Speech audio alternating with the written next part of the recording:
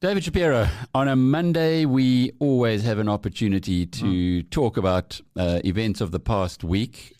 How do we even start talking about the events since we last spoke? It's very difficult. I think it was an exhausting week. When I say exhausting, I match it to watching 9/11, where those events unfolded in front of your eyes. Look, there were a lot more people, and it was a lot more tragic in terms of loss of lives. But, you were compelled, and that viewing just took it out of you. You could not believe what you were seeing.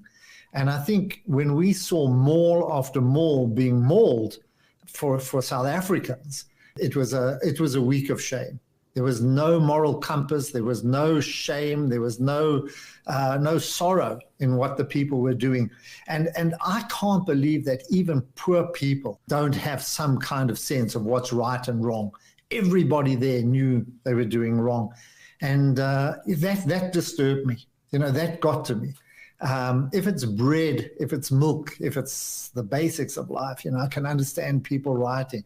But the way that this was done, and the trucks coming and fridges going, the visions for the rest of the world just made us the laughing stock, with billions being lost. And it's going to take a long time to recover this. And the markets have held up well, but markets are something else. That's difficult to explain, because our markets are not reflective of what's happening in Main Street. They're a different animal. And it's quite remarkable that the local pocket has held up, I say, reasonably well. It's fallen. Property shares have fallen.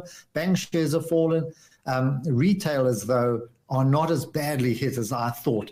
So if you look at the retail groups, they're in a better position, because all they have to do is restock. It's those property owners, it's the smaller businesses that are going to suffer the most, not the big groups that are listed on the JSE. And I think that's the cost that we haven't accounted for. Until we've got growth to the levels that we wanted, forget about political ideology. Just make sure that that we're able to reestablish ourselves as an industrial force, or even a mining force, whatever force, an economic force. If you want a South Africa that flourishes, where people can get jobs, where unemployment does not decline, you need to get rid of the ideologues and bring in the pragmatists, would you say?